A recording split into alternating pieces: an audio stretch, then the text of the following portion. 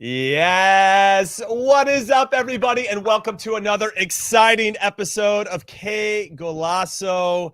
I'm Jimmy Conrad alongside Heath Pearce, and we're going to break down all of the games on match day 3 of CONCACAF World Cup qualifying, including the U.S. having the most magical second half of all time. But before we get there, you have to know K Golasso Pod starts right now. All right, everybody, welcome to the show. I'm Jimmy Conrad, alongside your favorite former U.S. men's national team player, Heath Pearce. I'm just going to give you the full recognition there, Heath. Yes, we did it, dude. And do you know why? It's because on our preview podcast, you said Ricardo Pepi is going to be the guy. He's the most amazing number 9 that we've ever produced, or whatever, claims that we want to get. And he produced Heath Pearce. So I want to give you your due. Here's your platform. Congratulations. You are now the smartest person I've ever met. Hey, can I say something real quick? Yes. Since I am on the throne, I want to say that MLS showed up tonight. It did. MLS MLS at large points. Brendan Aronson was a bright spot. Roldan, Leggett, Pepi. These are MLS players. Mark McKenzie, I thought, struggled in the first few minutes and then really settled in and was lights out the rest of the game, just winning all of his challenges, winning his battles. I thought that was a really important distinction. Matt Turner obviously had to make a couple big saves in that game, but just MLS showing the quality that they have, the ability. Do you think part of that is CONCACAF Champions League? Do you think part of that is the quality of the player of MLS now, the quality of experience that an MLS player has? Because I do think there was something about the energy of some of these players that normally we would lean towards, like, the experience and high pressure environments of the European player and their week in, week outs. I saw all of that sort of urgency from the MLS player tonight. Well, what I discussed, I think, in the preview or at some point along this journey in World Cup qualifying, that if you play in Europe, play in MLS, play wherever, it really doesn't matter. It's like, do you show up when the whistle blows? And I remember saying that, and I lived it myself. I remember in the 2006 World Cup when I played there, where we were all excited. All the fan base was excited. Oh, now our European-based players that play in Europe, they're going to lead us to everything. Now, I love those guys, but did they come out and lead us? No, at the end of the day, me and Clint Dempsey were the 2 highest rated players of that team. We got knocked out in the groups, but at that time, Clint only had MLS experience and I only had MLS experience. And it really taught me that, dude, you could be an absolute stud, but if you're not ready at that particular moment to play, I mean, that's ultimately what provides the difference. Now, to your point, though, you do gain experiences along the way that help you prepare for that moment. And some are ready and some aren't. And I thought that those guys in particular did show up. And it's very warming to our heart because there's so much, there's a lot of Euro snobs out there. I'll just say it like that. All right. Very quickly before I go back to you, if you guys want to listen to K Golasso on your smart speaker, you can just say, hey, Alexa, or as I like to say, hey, Heath, play the latest episode of the K Golasso podcast. And then Heath drives over to my house and turns it on for me, which is amazing. Or, hey, Google, play the latest episode of the K Golasso podcast and then make it happen. Also, if you're watching live on YouTube right now, be a part of the conversation. Leave some comments in the chat. Hit like and subscribe, of course. That's mandatory. And then hopefully we'll get to read some of your questions on air and answer some of your questions. Now, also, if you're listening on Apple Podcasts, do us a favor and leave K Golasso a 5-star rating, because we are working our buns off over here to make sure we provide the best content around the U.S. men's national team and the beautiful game around the world. So that would mean a lot to us if you did that. All right, Heath. Yeah. Let's get into this game. And let's just start from the very beginning, because the lineup came out and it was a little, I think the word that I used on Twitter was chaotic. It was all over the place. And my big concern for this was that we were putting a lot of players in positions that maybe weren't their best. I'm looking at Tyler Adams as a right wing back, James Sands as a holding midfielder. And yes, I know they do it for their club, RB Leipzig and NYCFC respectively, but that's not their best spots. So we're asking Josh Sargent to be a winger. Yes, we've seen him do it with Werder Bremen and now a little bit with Norwich, but he's better up as a number 9. So you're getting a lot of hope. I hope these players turn out. We have 18-year-old George Bello bombing forward. Not a lot of experience. I thought he could have done a little bit better on their goal. A lot of hope happening in this lineup. Once we give up a first goal with all those defenders, a back 3, or back 5, and James Sands, who's usually a center back, and Kelvin Acosta, we should never give up a goal with those types of players in the team, but we do. And then obviously we have some bigger questions. There was a really, really bad first half. And I was thinking, man, what am I going to say about Gregg Berhalter after the game? Because I think he might have to get fired. But then he made some subs and it changed everything. And I just want your thoughts on kind of the Jekyll and Hyde performance of this team. Yeah, so I didn't think it was a terrible half. I thought it was an away game in CONCACAF half, right? Outside of after they got scored on, then I thought it went really bad. But the first opening minutes, like James Sands, I was happy with. Like, he wanted the ball. He looked really energetic. He was out trying to scrap and win second balls. And perhaps I'm judging on a different scale right now because, as we've talked about in the previews and the reviews of these so far, and you and I are talking multiple times a day across everything, CBS, Paramount Plus. I wanted to see desire and fight and that willingness to be vulnerable and that willingness to go out there and take chances and take calculated risks that might not end in something great, but at least you took chances. Mm-hmm. And so when I looked at James Sands, I was like, okay, not bad. Tyler Adams, not bad. He's got energy. It's good. And then as the game went on, after we gave up the goal, it started to look a little bit more in disarray, a little bit more of players playing out of position. I thought Josh Sargent from the start looked a little bit lost. But no disrespect to Josh Sargent, he looks lost to me a lot in our system. And I know we're going to talk about Pepi, but one thing I wanted to say about the difference between the two of them is we spend a lot of time saying, well, is it the system's fault that Josh Sargent doesn't get the ball or doesn't get involved? Well, they just played away in Honduras. And from the very start, take away his goal and his assist, or I don't know if he gets the second one off the shot, but take away all of that from Pepi. Immediately, he had good hold-up play. He was scrapping for balls. He was out looking for the ball. He was getting other players around him involved. He had this situational awareness. He had, you could just feel his presence. And again, maybe I'm reading into that way too much because I'm invested in him and I'm invested in us. You're 100% invested in him. And finding a number 9 solution. However, guys like him or players like that get the opportunity, I could feel him from the start and I could already feel a different dynamic. Even when we were suffering, I was like, I'm not thinking about taking him off the field. I'm not thinking about, oh, we gave him a shot, let's change. He wasn't the one that I was worried about. He wasn't the one that was worrying me in terms of how are we going to get our goals or how are we going to get these chances. I was like, okay, he's done a good job. He's tried to get involved. He's scrapping. He's fighting. He's got this energy to press and just like that, I don't know, excitement to him. I'll jump in and say he felt like a real number 9. Yeah. And P-Folk does at times as well, if we're going to throw him into the conversation, Daryl DK. But there was something about his movement tonight that I thought was very good. And I think in some ways we did Ricardo Pepi, I was going to say a disservice. We didn't do him a disservice. We did the opposite of that. We did him a service. And the reason is because we served him balls. Yeah, we started to hit balls from a deeper spot. That's how our first 2 goals were created. Just hitting a ball in a good area in the box. We talked about it. I was very passionate about it. Take what the team is giving you. Take what the other team is giving you. And we did that tonight. We didn't try to get that extra touch. We didn't try to, you don't always have to beat players one-on-one to get off a good cross. And sometimes if you do that dawdling and you're trying to make it happen, the runs are dead because the striker's already made the run and now he's got to recycle or whatever it may be, right? And so when you're hitting balls from deep, it allows our attackers to actually approach it in a different way, I'd say. And if everybody's on the same page, you can time your runs accordingly. And I obviously think we did that very well. We got a comment here from Hydra who says Berhalter got saved by Pepi. Yes, we could argue, a goal and 2 assists in the second half could do that to help you win 4-1. And Pepi was still out there in the first half, which we thought, I'd say overall was pretty dismal, didn't offer up too much hope. But I like that he came out. They were very bright. The subs were great as well. I thought they brought on the right energy to kind of tie all that in together. What I really liked about the subs, though, is it felt like it gave us a better balance of the team. And I actually think Berhalter taking out John Anthony Brooks, of all people, right? He's really the guy that I think we've looked at as, he's an automatic starter for us. Yeah, I was shocked when he didn't start against El Salvador. I was mind blown. Same. I'm not that mind blown anymore. Maybe Gregg's seen something that we haven't been paying attention to as much. But obviously the Canada goal for me still unacceptable. Even the goal today where he gets kind of turned very easily in midfield and doesn't track, doesn't have that urgency. Sprint. Yeah, that doesn't have that urgency to get back is crazy to me. And so I don't know what's going on there per se, but I do think that spot might be up for grabs in a different way, because if Miles Robinson and Mark McKenzie continue to play like they did in the second half, well, we might have found our new center back pairing. What I'll say this really quickly, and then for all the people watching, if you have any other comments here, now this has just opened up a whole bunch of other questions for me about, well, who is our best 11? Now, this is a great problem to have because I always feel like we probably have more depth than we've ever had in our national team pool. So I'm excited about these questions. I'm not necessarily scared of it, but I find it interesting. I don't know where you stand on that, Heath.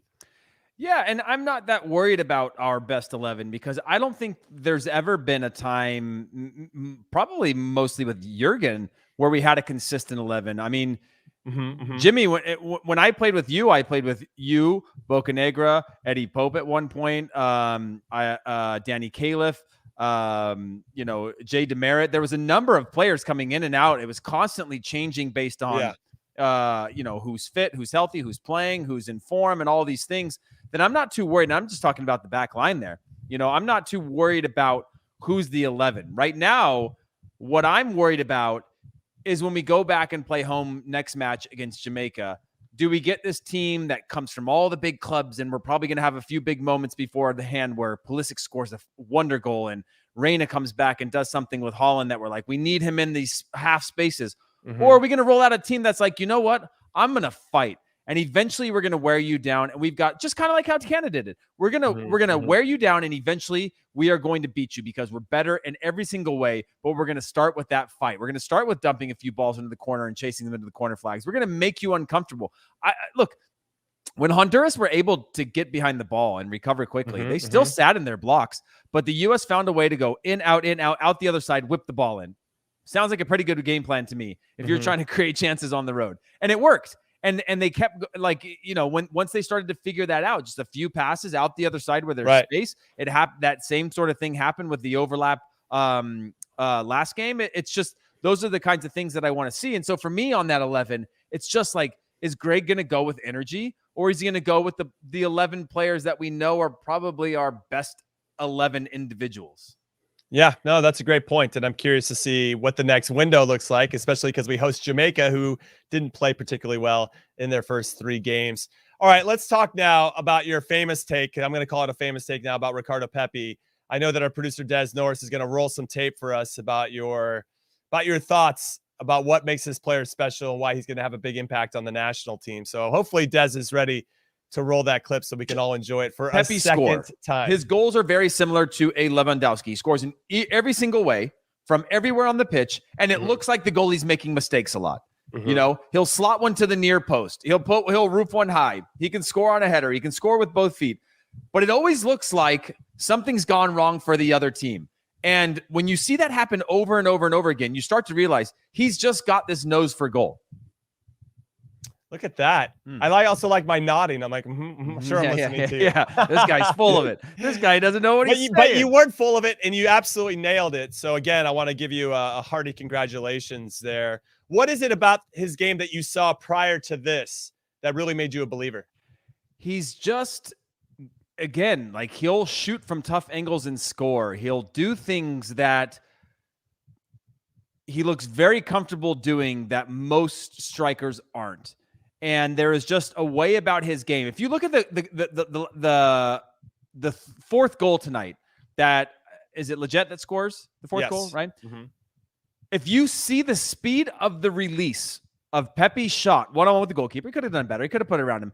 But if you see the speed of the release off of his foot, in terms of the moment he opens his hip up to the moment the ball leaves his foot at real time, it will blow your mind at his ability to get that kind of angle on the ball. Forces the goalkeeper to parry it wide, keeps it in bounds. We finish it off. Now, is there any credit that Pepi should get for that? I don't know. Maybe, maybe not. But if you watch it happen, if you watch the way he sets himself up as a striker, he's 18.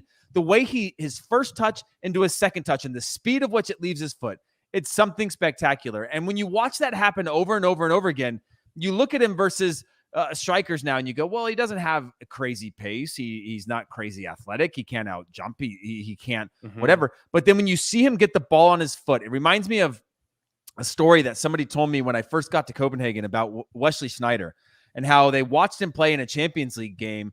They were playing against Brøndby, and Wesley Sneijder was on the field at halftime as like a 16, 17-year-old kid. And all he was doing the entire half is shooting the ball as hard as he could with nobody out there. Like he'd get the ball, take a touch inside and smack it and do it again and again. And people are like, this kid's crazy. Like he's not passing with the other players. He's not doing anything. All he wanted to do was get the ball and smack it. And it reminds me of this kind of kid who just wants to get the ball and he wants to smack it. And maybe that's not doing it any justice of the quality that he has, but that willingness to score goals in a whole bunch of different ways and feel comfortable doing it. And at a high percentage, again, I don't know what the stats are. People have been tweeting me and others about just his XG is like 4 times what it should be, and just the form that he's in right now. And you're speaking about it. For me, you're speaking about an intangible, like a mentality. And to Ace Stone just had a comment that he likes that we have this, or at least with Pepi, you have this attacking mindset, to your point, where he wants to shoot. He wants to get it off his foot and make something happen. And he's trying to break you down and looking forward. He's not necessarily looking for the safe option. He's looking for the option that's going to hurt the other team the most. And then Nomad says, what if you had Aronson underneath? And also, we haven't spoken about Brendan Aronson. I want to say that I might have just had it in my head, everybody, but that Brendan Aronson, I think, could push Gio Reyna and Christian Pulisic to first starting spot. I actually really, really enjoy how he plays, because he's also another one who's looking to break you down and play quickly. He's also very good at counter pressing. He's just alive. That guy is a live wire in terms of energy. So I was happy to see him score for the second consecutive game. And I do think that we have these two players in Pepi and Aronson that maybe we didn't think we'd be relying on this early into World Cup qualifying, but here we are. And now I think they will be pushing Reyna and Pulisic and McKennie, if McKennie ever gets back into the team, for valuable minutes. And I'm looking at Aronson in particular for the midfield spots, whereas I think Pepi could be our number 9 moving forward. Now, Mbiva had a comment before that talking about Josh Sargent and how everybody was on the hype train with regard to, this is the guy. He scored a few goals. He's going to lead us to glory. We always love the hype players here in the States. But Ricardo Pepi might actually be the guy that's worth the hype. You were already hyping him before he even did anything, so you're ahead of it. Do you think that it's fair of us now as a fan group of the U.S. men's national team to really start to hitch our wagons to the hype train that is Ricardo Pepi and Brendan Aronson? Brendan Aronson, yes. And the reason I say Brendan Aronson, because he's proven that, again, there is his ability. He doesn't have to score all of our goals. He doesn't have to have all of our assists. But he gets into good spots. He finishes his chances when he gets them. And his energy is really, really high. The speed of which he thinks, the way in which he wants to play the game, I think give him intangibles that very few players in the national team have right now. And that willingness to play on both sides of the ball, which is the international game. There is no free pass for anybody who doesn't want to defend. And I think could be the biggest crutch if we have too many of these big players playing at big clubs that are not used to having to potentially put in that shift in a way that we need them to on the national team. The other thing I would say about Ricardo Pepi and why I like him is 3 times at a minimum tonight, he got the ball, and within 2 touches, Pulisic was spinning out underneath him to get the ball facing the field. And maybe that was because it was a good entry ball into Pepi. Maybe it was whatever. But his understanding of his role within the grander context of where he was on the field was like, get the ball. Pulisic spins off, obviously trusts him, lays it off to him, and Pulisic is now facing at the field, running at players in actual dangerous positions. Not from the 6, not from the 8, underneath where you're spinning out. Now you're running at a back line. And I think there's something super valuable about a striker being able to get our best player into better spots on the field. And that I think Sargent struggled at. Pivok struggled at. Pivok, again, I think he's great because he scraps and he battles, but he's not as clean as Pepi is when he gets the ball. Pepi can hold you off and get into good spots and get you into position and make decisions while he's doing that. Make decisions in real time. And again, he's got so far to go to prove me right, or to prove that he can convert on the potential that he has. But those little things that you start to see make the game so much more predictable when you're on the field. Jimmy, you've played with a whole range of players, that some of which you could play an entry ball to, and you'd always get it back. Brian Ching, Connor Casey, these guys battle for positioning. Brian McBride. You know that when I get it to you, there is a good chance that you're going to hold it up and find the right next play. And then you have other big guys that aren't good at that, that are good at other kinds of things, or don't establish that type of thing. And I think having that predictability, that trust and understanding with players around you, I think Pepi showed that. And I'm not saying he's the starter. I'm not saying he's going to be fantastic. Good start. But he's got these things that are immediate contributors to the overall quality of how this team is going to win and how we're going to get the best out of the other players around, who clearly aren't able to do that with other players on the field right now. Okay. I love that insight on Ricardo Pepi. Now let's move over to something I want to ask you. Going down to Honduras, if I would have told you that we would win 4-1 and Gio Reyna didn't play, Weston McKennie didn't play, Josh Sargent came out at halftime, and Christian Pulisic came out when it was still 1-1, and we would win 4-1. Would you ever believe that? I mean, would you ever I mean, it would be hard for me to believe 4 goals in general against Honduras and San Pedro Sula, even with all those guys playing. But I think it speaks to something that this team has. And as I mentioned on HQ before we recorded this is we've only lost once in 22 games, and that was to Switzerland in a friendly. We won everything in the Nations League, won everything in the Gold Cup. We didn't lose any games in this qualifying window, but yet we're still, I mean, we didn't play to our full ability or to our potential. And so I'm just really impressed with this depth and this spirit that we do have, that no matter how we play, we're still not going to lose. And I think that's going to serve us well throughout this qualifying phase. So let's move this. I'm going to bridge it now to Gregg Berhalter. He clearly did not get the lineup right, but he made 3 changes that brought better balance to the team and made some bold calls, taking out John Anthony Brooks in particular.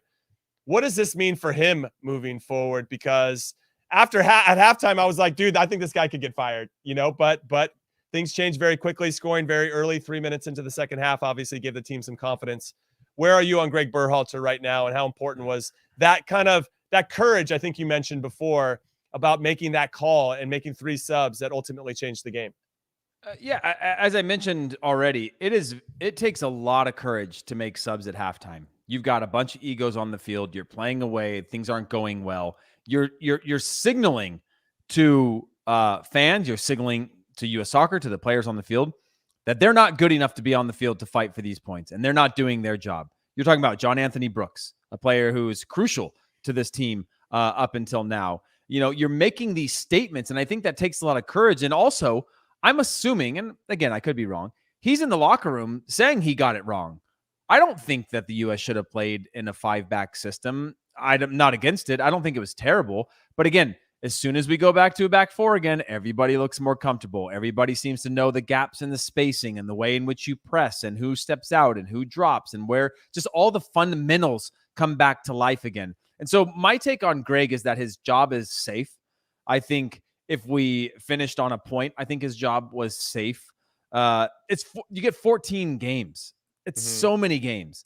And this team is clearly talented enough to qualify regardless of how they started this. Now, granted, we said that in 2018.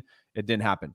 But what I'm enjoying is somehow, and Gregg has to get credit for this, he's finding a way to get this team to dig deep in very tough moments. Give up a goal in the first minute against Mexico. They come back and win. They play a Gold Cup final against Mexico. They win. They play pretty average against Honduras in the semifinal. Could have lost that one. They find a way to win. And you said it right, Jimmy. You say a lot of smart things. This is probably up there, though. This team doesn't know how to lose. And there is a belief system that, on a bad day, they get a point. On a good day, they run away in the second half and they get 3 points and they do it right. Now, I think he's still tinkering with how do we get that for longer periods? How do we get that energy from the start? How do we get that courage from the start, that risk from the start? I think he's tinkering with that a little bit. And we've seen crazy changes in formation, systems of play, lineups. I think that's probably going to continue. But I like his ability to just dial it enough to eventually go, okay, I've gone out on a limb enough. I'm going back to throw all this other stuff out, fight our way back into it. Maybe that's him. Maybe that's the team. Maybe that's the experience and the quality of these players to go like, all right, you know what? These guys want to go punch for punch. We're going to do that. So that's my take on him currently. Okay, so let's talk now about the top performer for you in this qualifying window. Tyler Adams pretty much solidified to me that he should be the captain moving forward. I think that guy's an unbelievable workhorse. He's got an incredible engine, and it's clear he is a leader in every single facet of how you define that. I also was really impressed with Anthony Robinson. So I think that he is really locked down that left side and made it his own. I was waiting for him to do that. He'd been a little unsure of himself in previous performances, but since this window started, I think he's been very good. Solid against El Salvador as a sub, very good against Canada.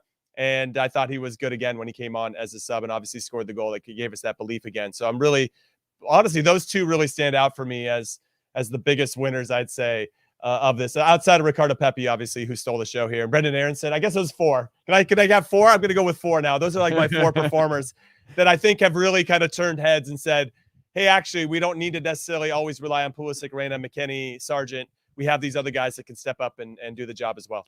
Yeah, I will say that Brendan Aronson did look lost at the 10 spot when he started the game in the 10 spot. Always better in those half spaces. I think him being able to drift in between those lines and come up underneath the striker from time to time, I think is going to be better for him. I would love to be able to see Reyna potentially in that 10 spot underneath the striker moving forward so that we can have Brendan Aronson on the field and that infectious energy. You know, I can't, I don't know what it is about the energy of this team when it's good that reminds me of just my best moments. My best moments in the national team, and maybe yours are different, Jimmy, were when the team is just aligned. And again, and we just talked about this on HQ, that it feels when a team is playing against you that if one guy gets past your challenge, well, guess what? There's another guy coming flying in for a challenge. And the moment that ball pops out, there's a midfielder now coming to swoop that up and poke it away. And the moment you turn out from that, now somebody's collapsing on you. And that sort of like,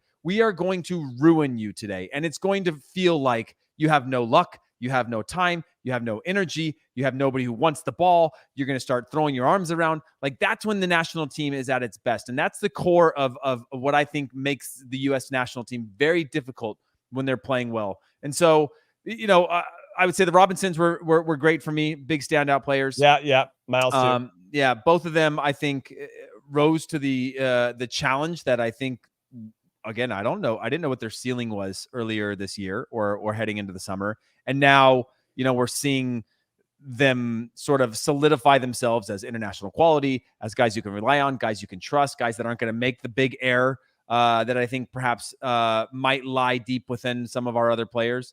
And so, and then Matt Turner, I think I worry about him at times in a game like this where they're going to his feet a lot and he doesn't look comfortable with the ball at his feet. He doesn't look comfortable playing out. But if you have a firm understanding that if you go back the second time, he's going to dump it long and you clear your lines and you push everyone up, I don't think that's an issue in these games. In fact, I think I'm going to jump in really quick, and I don't remember Tim Howard or Casey Keller or Brad Friedel, or Marcus Hanneman. Definitely not those guys. Those guys didn't play at their feet. I mean, it's a trend that's been brought in, and obviously Zach Steffen playing for Man City kind of fits that in. But as I think as we gotten away from trying to play out of every situation in the back, Matt Turner's fine for me. The guy makes stops. And to Adam's point, who says we got to bring up Miles Robinson, 100%. I am probably Miles Robinson's number one fan at this point. He's wearing the number 12 shirt as a center back. I've got plenty of time for that because I used to wear number 12 as well. So I'm excited about that moving forward. And as he continues to grow, you can tell he gets more and more confident with little things, right? You can just feel like his presence is growing and growing and growing. And hopefully that'll lead into being more vocal and obviously putting guys in better spots to make plays, which I think will also that's the normal evolution of that. But yeah, back to Matt Turner. I don't really care if he can play with his feet or not. Yes, at times you just got to be adequate. Just clear the ball out of there if you're under some pressure. We can figure it out later. We don't need you to be, you know, Ederson or anybody else that's like a top goalkeeper with some good feet. Let me ask you this, Jimmy. Do you think that Tyler Adams has to be the starter at the number 6 position? And if so, are you willing to sacrifice him when he has to step in to be our backup right back? And I guess what I'm getting at is, if we can eliminate the need for a second right back in your camp, can you bring in another player that adds depth? And you're talking about 23 in the World Cup, right? Can you have a James Sands? Can you have another player, and perhaps a player that we don't even know about yet, that's going to step up and be able to contribute to the team, knowing that, you know what, your first game, you maybe have him at the 6. Your second game, you might have him at that right back position. Because what I liked about him at right back is he didn't look out of place. He looked hungry, same sort of energy. Because he'll do the work. To do his job. Exactly. Yeah, he's willing to do the work. But do you think that it's a from here on out, he's got to be in the midfield, whether you play him or not? His only position is a 6. Yeah, Benjamin's right. That Tyler Adams plays with a chip on his shoulder, and you can see it in every single play. He's so much better in the 6 for me. What I'll say is that when he was playing at right back, I didn't see him getting in there or even at wing back, where he's even higher up the field, getting any crosses in or really whipping anything that it's dangerous. All of a sudden, we make some subs. Leggett hits a ball from that spot. We score. DeAndre Edlin comes in. We put Tyler Adams at the 6. He whips in a ball and we score. It's just sometimes it's better to put the best players in their best spots. And I want him at the 6. And I think if Acosta has to get sacrificed and then yes. But if we don't have a right back option, he can definitely play it. Acosta can play it too, to be honest. I mean, you could probably interchange. We've seen Acosta play it there before. And what I know that I like about those two guys, if we had to put them there at any point, if we're in a pinch, is that we know they'll lock down that side of it. They'll still be tough to break down. They're still going to do the work and do the job. And so I value those characteristics of both of those players. But all things being considered, Tyler Adams is going to be more effective. He's going to be more influential. He can be a better leader when he's in the middle of the field. And I think he's going to just prove to be a difference. And I think we saw it at the very end. I mean, he's still running full speed. He ends up setting up the leading the charge to free up Pepi on the side. And that ultimately led to the save that Lletget topped in. So I like Tyler Adams in the middle of the field. He can do the job out there, but that's where I would go. Hey, here's a fun little segue conversation. Who's your starting 11 with this national team right now?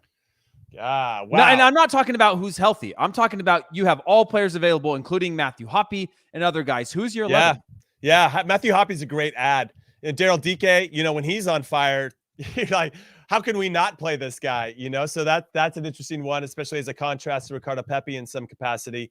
I don't know. Let's talk it out. Everybody watching, let's talk it out. Anybody listening, get that list ready and hit us up on social media with what you think your best 11 is right now. I'd say Turner. I'd say let's play back four. Anthony Robinson.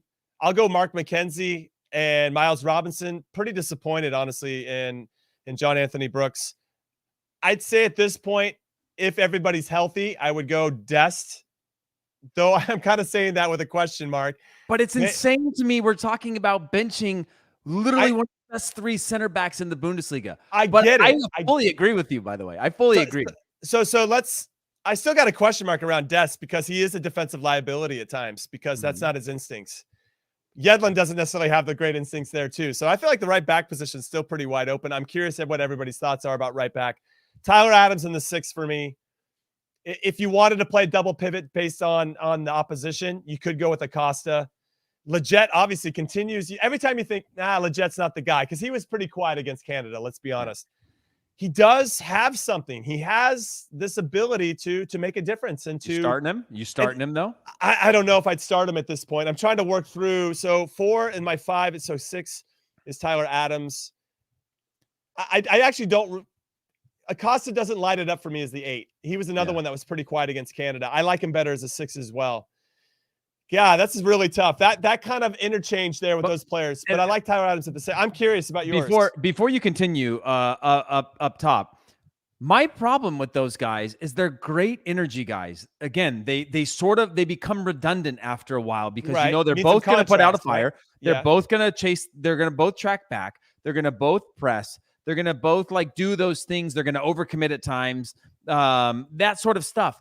But the one thing I can say about James Sands, and he's not my starter, but he at least wanted the ball in tight spots. Yes. He at least wanted the ball in pockets. Yeah. He at least wanted to connect the game and be triangulated with players around him.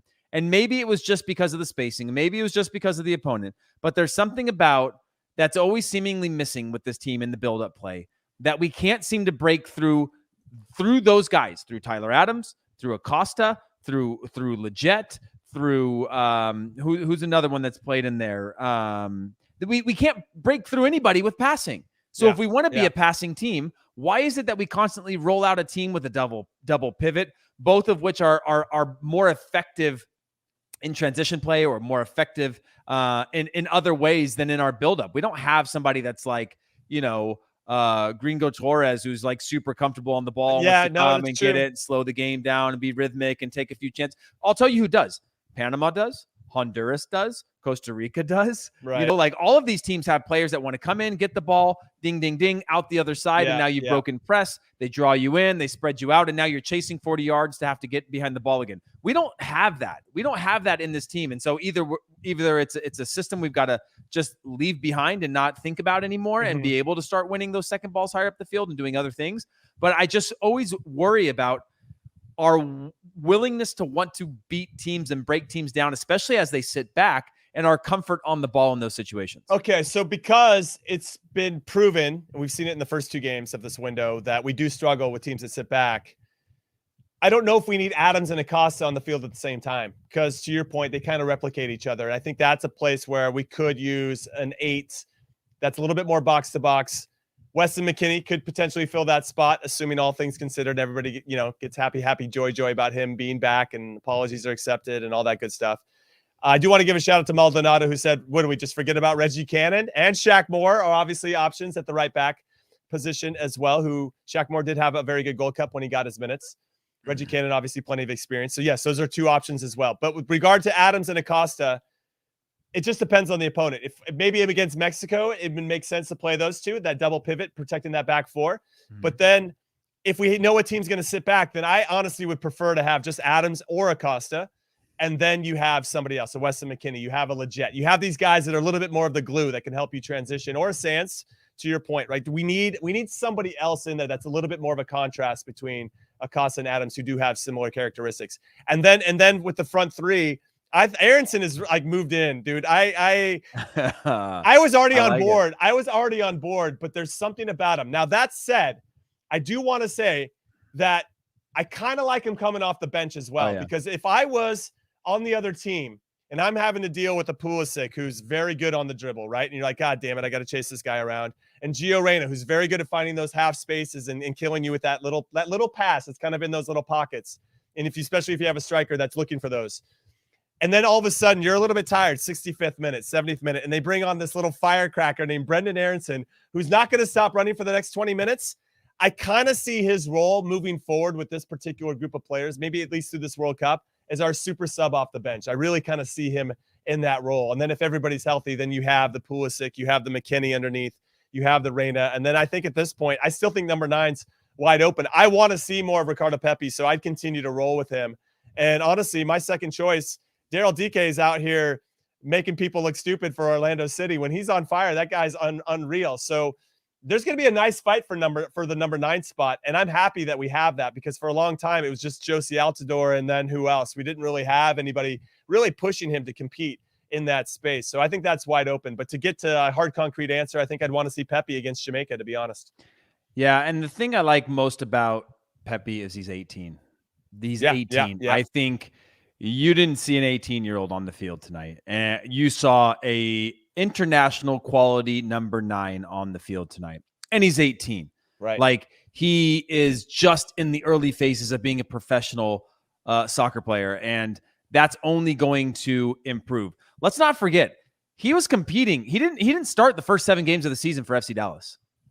Yeah, I think it was the first 7 games. You got Frank Yara there, who's a DP that's playing over him naturally. And this guy literally was just knocking on the door over and over and over again, being like, dude, I'm 18, whatever. This guy's starting over me. This guy makes millions of dollars. It doesn't matter. Put me on the field. I score goals. And he does that. And he did it and he's doing it time and time again. And then you put him on this stage in the same way that we've tried other young players that were young, like Conrad de la Fuente, who looked out of place in his first game. Other guys, Brendan Aronson, didn't look super.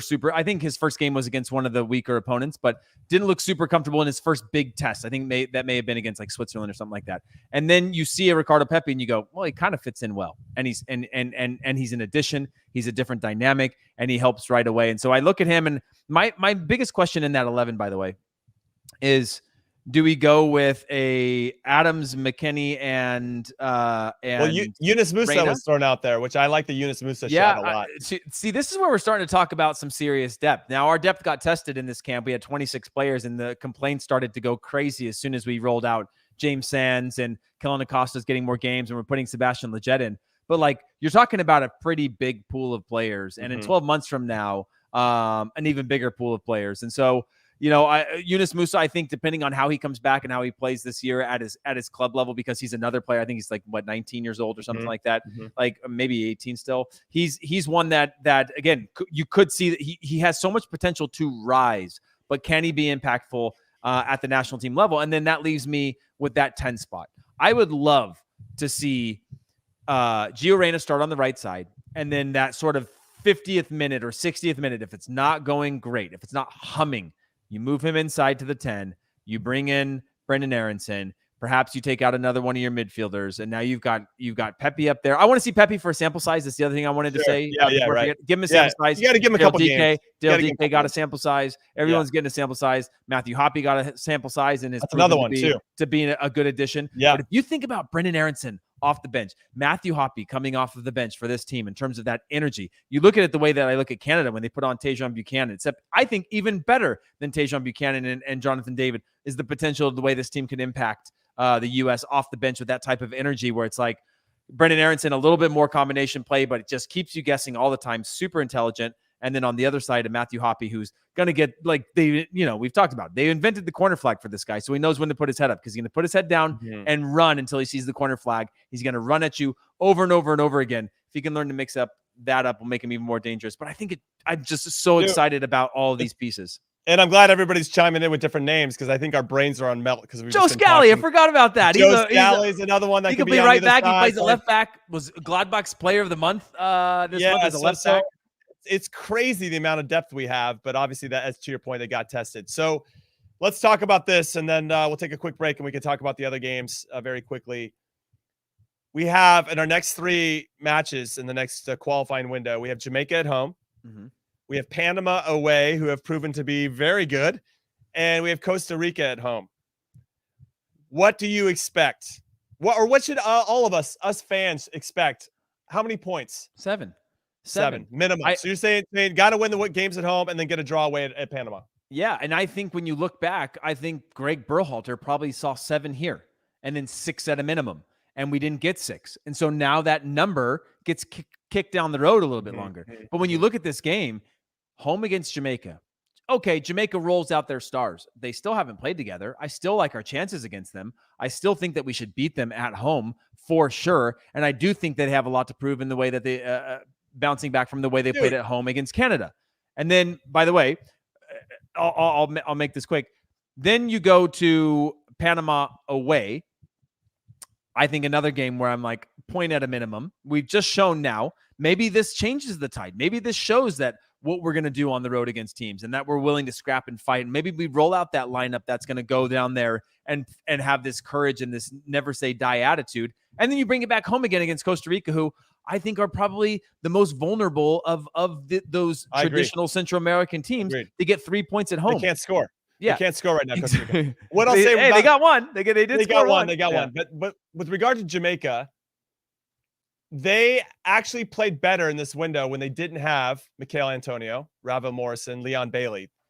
When they just had their other guys, quote unquote, other guys that play in smaller leagues and don't, play in the Premier League or whatever it may be, they just did what was necessary to get the results, to have success in CONCACAF. We've been preaching it, and it shows here with Jamaica. They go at home and they lose in Kingston for the first time since 2016, 3-0 to Panama. Now, Panama were very well organized and played very, very well. But away to Mexico, I guess I thought they had a draw. They should have had a draw. They were unlucky not to get a draw on that one with their C team, and they got a draw against Costa Rica. So there's something to be said about this Jamaica team. We can't sleep on them, on them, of course. But yes, they're going to have some dangerous players. But because we play them first in the window, I actually like that because it won't allow the Michail Antonios to actually have too many days to train with this team before they get started because they do feel a little bit disjointed. So I agree with you. That's 3 points. Panama, I think a draw. I would take a draw in Panama given how well they've been performing. And then we have to beat Costa Rica. They have been really struggling. So 7 points for me for sure. You said how many? You thought 18 to 20 points would get us into the World Cup? Yeah. If we got 7 in the next window, that would be 12. We would be more than halfway there with plenty of games to go. I want to say 13 did it on 10 games. It did. Yeah, 13. Now, I do think we're going to see. Really, it feels low, by the way. But yeah, it does feel low. I mean, I think Mexico was on 18 or 20 or something like that. But I do want to say that I think there's going to be a separation at some point. I hope to see Costa Rica stay in it. I hope to see Jamaica stay in it.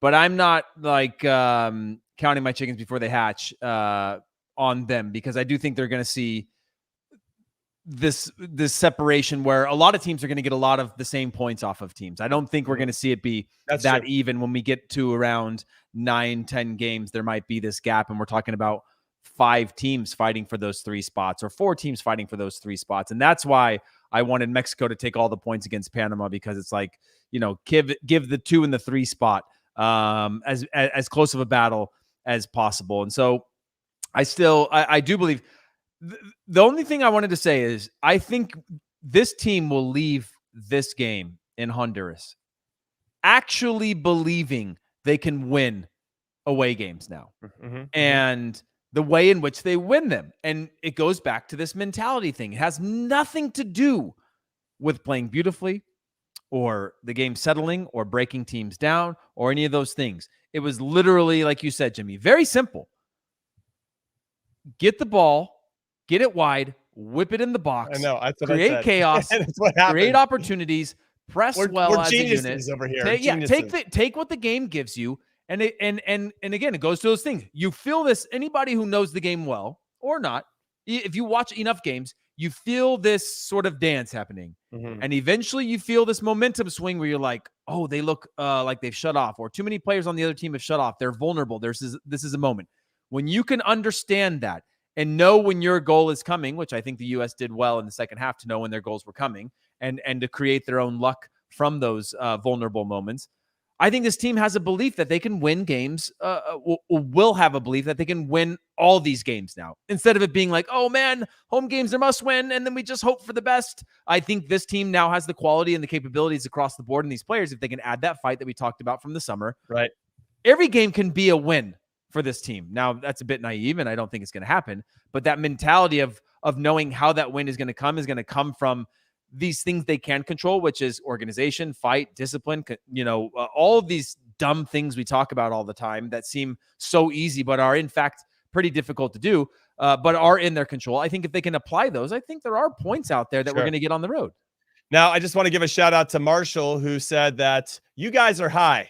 Yeah. There's no way the U.S., if the World Cup started tomorrow, they would get out of the group stages. First off, Marshall, I just want to say we're high on life. Okay. Yeah. So let's just going to start there. Second, I'm high on this throne from getting Pepi, right? That's right. I agree to disagree on this because a lot of the World Cup, especially in the group stages, depends on the group that you draw. So, yeah, it's a real thin line between success and failure. Can this team go out and compete with anybody? I think we have the quality to do so. Are we going to be put in the right positions to make that happen? That's up to Gregg Berhalter, of course, and if whether he's the right guy to lead us to these spots to have success. So I just wanted to give a shout out to Marshall for that, for calling us out. Yeah. So what? We're feeling positive. We had a great 45 minutes, and I want to inject those 45 minutes straight into my veins. That's how excited I am about our performance. So let's talk a little bit about Canada and their performance against El Salvador, this is what I think about. They lost 3-0. Canada won 3-0 at home. It was a must-win game for Canada because they dropped points in their first one against Honduras. That was 1-1. They had to come back. They got a bit of a soft penalty, but that's how it goes in CONCACAF. No VAR in this competition. Canada looked very good. No Alphonso Davies. He went back. He's done in this particular qualifying window. A little bit of an injury, so they didn't want to take any risks. They did the job anyway. What I'm going to say is this, for me, was a perfect time to play El Salvador. They had 2 home games. They don't have a lot of depth. This is a lot of minutes for a lot of these guys that probably don't play in these types of intense atmospheres or this types of intense games this close together. So I think they just caught them at the perfect time. Canada knew what was at stake. El Salvador don't look very strong on paper. They needed to get those 3 points. They got 2 early goals, and it was done and dusted at that point. They were in complete control. I'm really impressed with this Canada team, and I'm excited to see how far they're going to go in qualifying. I'm going to already put my flag on the ground. I did it before, even before it started. I think Canada qualifies for this World Cup. Yeah. I have trouble arguing against that because just the way in which they're playing, right? They started with their first game against Honduras, and they weren't very good. And they were trying to do the same thing the U.S. was trying to do, which is like, hey, look at all these great players we have. Look at all the quality that we have. I mean, we have, a Champions League champion in Alphonso Davies. We've got the Golden Boot winner in Ligue 1 with Jonathan David. We've got or the league winner with Jonathan David. We've got all of these type high quality Kyle Larin who's balling out of control, especially at the national team level. We've got a team that hasn't lost in a while. We are the best in CONCACAF.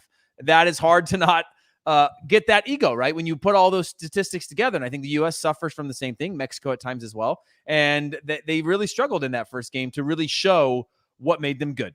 And when they were playing against all odds or nothing to lose, when they had a depleted roster and everything was a final. And then they got that back against the U.S. And then against El Salvador, they were like, again, same thing. Let's take these things that we've never had before and add them to the things we've always had, which is that sort of like be difficult to play against.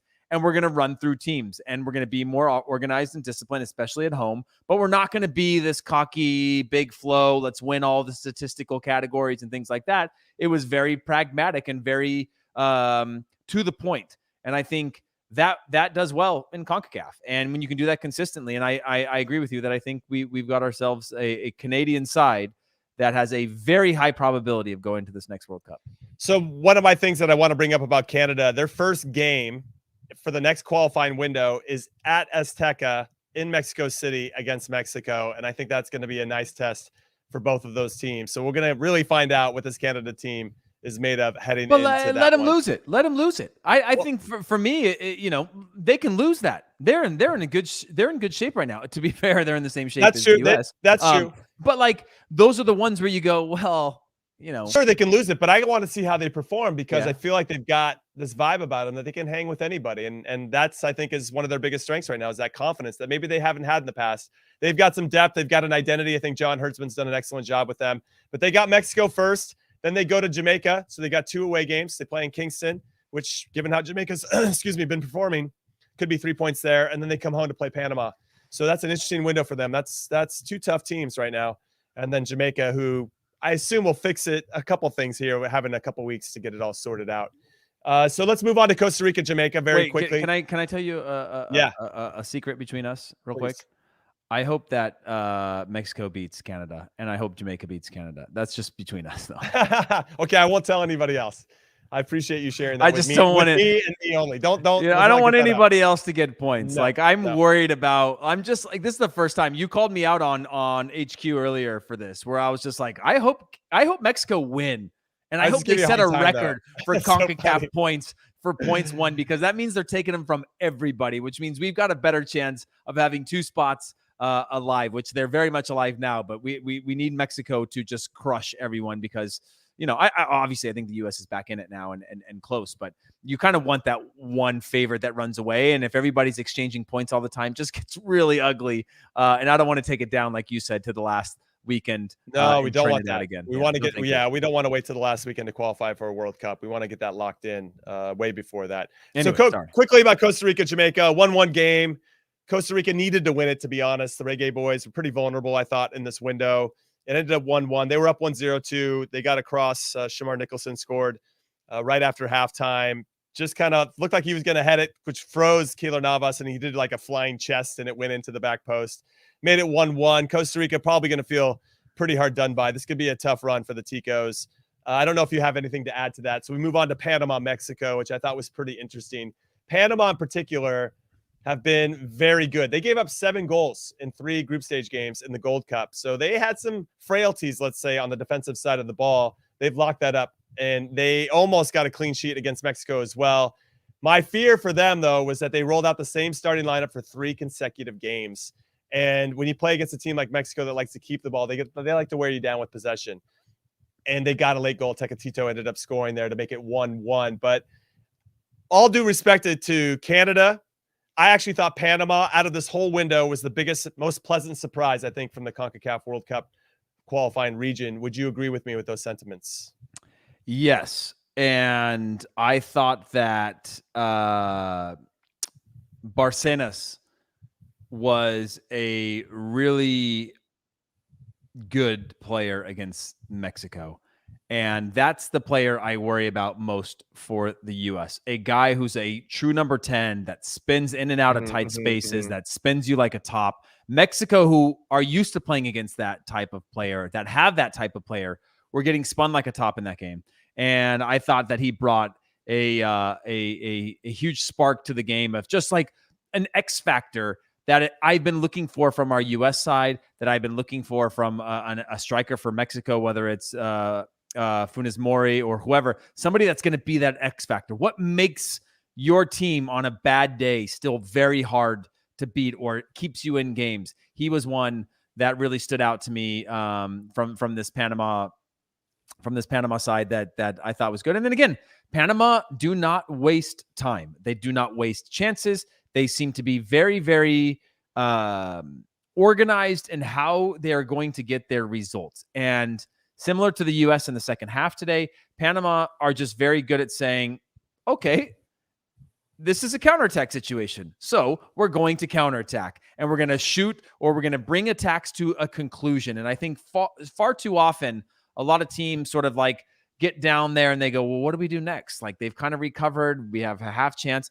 They go after that half chance, and they just keep going after those types of chances that I think generate chaos. And you and I both know that chaos thrives. Chaos literally lives in CONCACAF. The king. It's the king of CONCACAF. It's chaos is the thing that gets you results. It's just disrupting teams, because again, we talked about there's so many other factors that make CONCACAF hard. If you can make the game chaotic, it's pretty spectacular. Okay, so let's end the show here on this last question. And if anybody wants to chime in via social media, if you're hearing this on Apple Podcasts or any other place that you like to listen to your podcasts, or if you're watching on YouTube right now, given what you've seen in the first 3 games, Heath Pearce, I'm going to put you on blast because we just got a good comment from Pickle, which is an awesome name, and Robin as well, Robin Russell. Pickle said that Mexico is going to finish in 3rd by the end of this. That's a bold shout, given that they haven't played particularly well and they still have 7 points. And I think that's a sign of their experience and their know-how of how to get results in the CONCACAF region. Where do you think people are going to finish? Let's say like this. Who do you think is your top 3 that automatically qualify, and what order do they finish? And then who's that 4th place team that goes into the playoff to play against the team from Oceania? Man, can you hear me all right now? I can hear you great. Okay. I don't know what you're doing, but it's awesome. Well, we ran this so long, my battery died on my headphones, so I'm just switching back to an IFB so we can all continue this. Did you get my question? I got your question. Yeah, okay. I'm delaying so I can think about it, but also putting this thing in so I can hear you better. Sure. Let me just switch this thing over real quick, and then we'll be back. We'll be back in action. Well, maybe I'll go first. Can you hear me now? Can you hear me now? I'm good. You're good. Okay, go ahead. Yeah. Go ahead. And okay, so I think Mexico finished top. Okay. I agree with you. I agree with you. I don't see a world in which they don't. They can win in a number of different ways, and they showed, like, even playing against Panama, that a Tecatito Corona, they have a number of those threats that know how to win them games, or can win them games on special moments. Number 2, I'm going to go with the U.S. finishing 2nd. I think there's a new found belief, and maybe it's a false belief, but one that you can ride for a while, a high you can ride for a while, because again, you're Gregg Berhalter. You're building this case for your team that's like, I don't care where any of you play. I don't care. Look at the way you're winning games. Look at the way you're staying in games. It's got nothing to do with spin moves and beautiful goals and all these things. It's got to do with the fact that you look left and right and you're willing to run through walls for your teammates. And that's what's getting you guys the results. So harness that. We're going to use that. Okay. And then 3, I'm going to go with Canada. I'm on board with all these picks and the spots. So, and for all the reasons we've already discussed, who's your 4th then? I'm going with Panama. What would you lean towards? Man, so Panama's on 5 points right now, is it? Yep. Okay. Man. So Mexico's on top with 7. Then you got Canada, Panama, us with 5. Okay. Yeah, I don't see El Salvador. I'm not seeing a Honduras do this one. Costa Rica, Jamaica. No Costa Rica. I would love to see Jamaica turn this around. I would love to see it too. I just think they have so much quality. I just feel like this is one of those things where it's like every time they have this generation of dual nationals in the Caribbean, and we're seeing this with Curacao in the future. And I think we're going to see the improvement of these teams. And obviously COVID, I think, has made it really difficult to swim with the current for Jamaica. But otherwise, I would have actually probably had them at the 4 or 5. So yeah, Panama makes the most sense to me. I think Panama for sure. I don't think they ultimately get to a world. It's too early to say. I think. Okay, let's do this. Yeah, I'll just say that I agree with you on all 4 of those and where they're going to finish. I wonder if our thoughts are going to change after the next qualifying window. I guess. I almost wanted to say US 3, but like comfortably 3. Right. We'll see. Maybe it'll change. There's a lot of questions, need a lot of answers, not just for our country, but for all the countries competing in the CONCACAF World Cup qualifying region. All right, Heath Pearce, always a pleasure doing this with you. We both have to get some sleep, as does our producer. As does everybody else. I just changed my earpiece, man, so we can do this. Let's enjoy this 45 minutes. I'm going to absorb. I'm going to go take a shower in it because, much to Marshall's chagrin, I am high on life, and I'm going to get on, and I just want to focus on the positives because positivity rules, as you know. So Heath, thank you again for doing this. You're the man. Yeah, thank you. And also, I just wanted to say for everybody that's tuned in for all of these CONCACAF World Cup qualifiers, we appreciate all of you. It makes it so fun for Jimmy and I to have a core community that love this so much that's why we get wound up. That's why we seem a little crazy at times. But this is our favorite. This is literally my personal favorite time of the year is when we get to talk about these things with all of you guys and get you guys involved and engaged in the conversation. Well said. Well said. We're definitely emotionally invested into the U.S. men's national team for obvious reasons. So thank you for watching and listening, everybody. Make sure you follow the K Golasso podcast on Twitter at K Golasso Pod. And of course, subscribe to the K Golasso page on YouTube if you haven't already. Hit that notification bell. And then you got to do the business on the podcast. Whatever you get your podcast, make sure you subscribe as well. So that is it for me and Heath in this international window. But there's still plenty more in the K Golasso pipeline for the rest of the week. Luis Miguel Echegaray, fully recharged like a UK-based Brazil international, is going to retake the reins for the weekend preview that's dropping tomorrow or Friday or one of the days that's upcoming before the weekend starts. And definitely going to be focusing on Ronaldo's return to Old Trafford to Manchester United when he takes on my Newcastle. It's going to be a bloodbath, but that's the way it works. And of course, we'll do a Saturday recap of that particular game. And of course, we'll come with you with all the good and bad from the weekend overall with Heath and me and Luis on Sunday. So that's it. We're done talking. Thank you guys for all Champions your League support. next week. Champions League next week. Oh my gosh, it's all happening. It's all popping off. My brain's about to melt. Everybody, we're going to go to sleep. Thank you again for everything. We love you. Peace out.